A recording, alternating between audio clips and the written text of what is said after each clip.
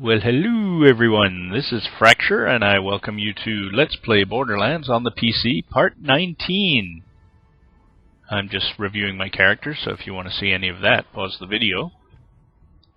Now, having played through this game before, I know my next quest, Goats of the Vault, has no goats, it has ghosts, and they have very hard shields. So you'll see me switch over my skills over to Shock, because Shock does a better job on shields.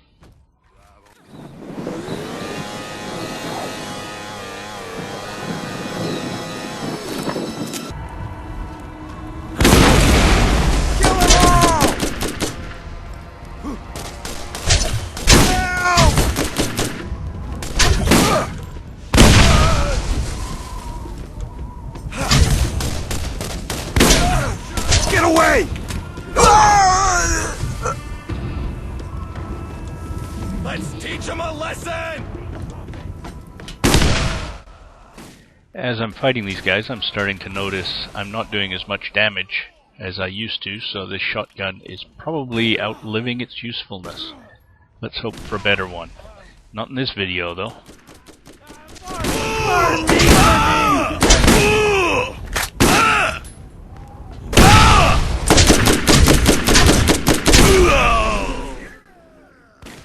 That's good timing with the level up. It'll make this next boss battle just that little bit easier.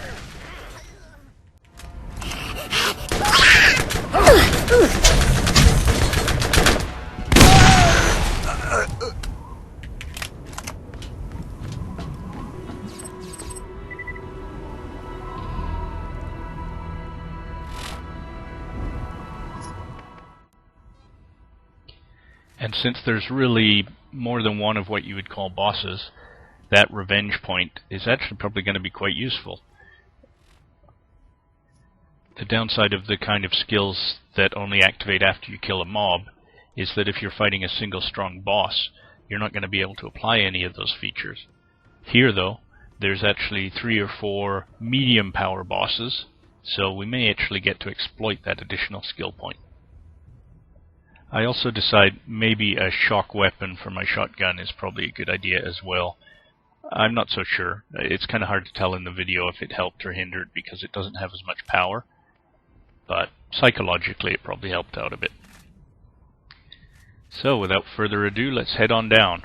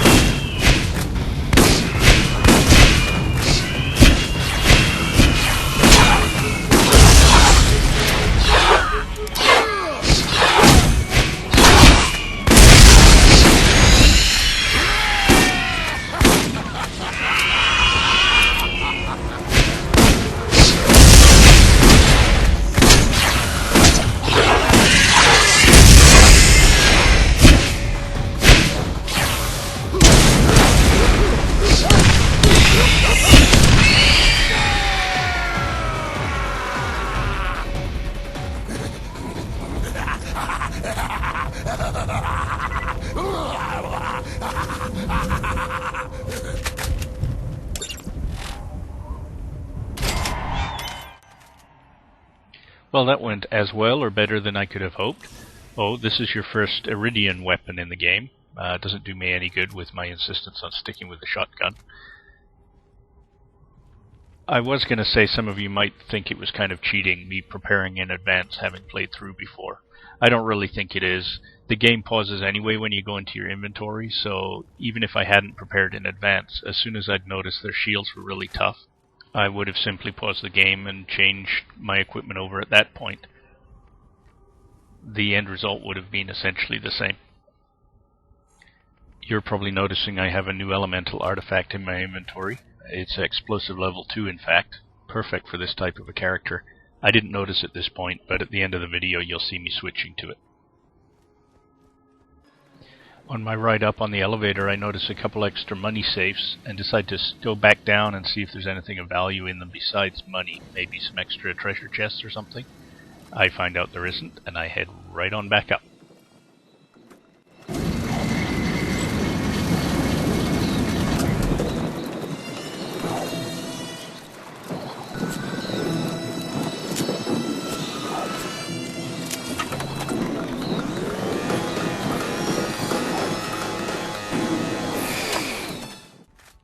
So I'm heading in to take care of Skagzilla now, and kind of pondering my chances. I've had mixed success in the past depending on the particular level I happen to be at and the character that I'm playing. I'm giving myself maybe a 50 or 60% chance at this point.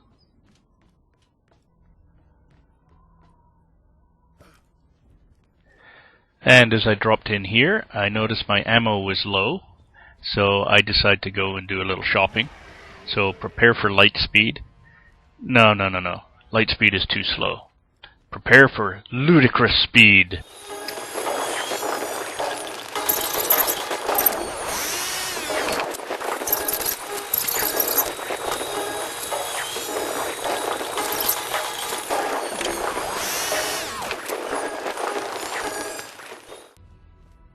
For me, this fight was a lot of fun, but to watch, maybe not so much, because the technique is just to walk backwards in a circle as you shoot at him. If you don't want to watch the whole thing, skip ahead to about 10 minutes and 50 seconds.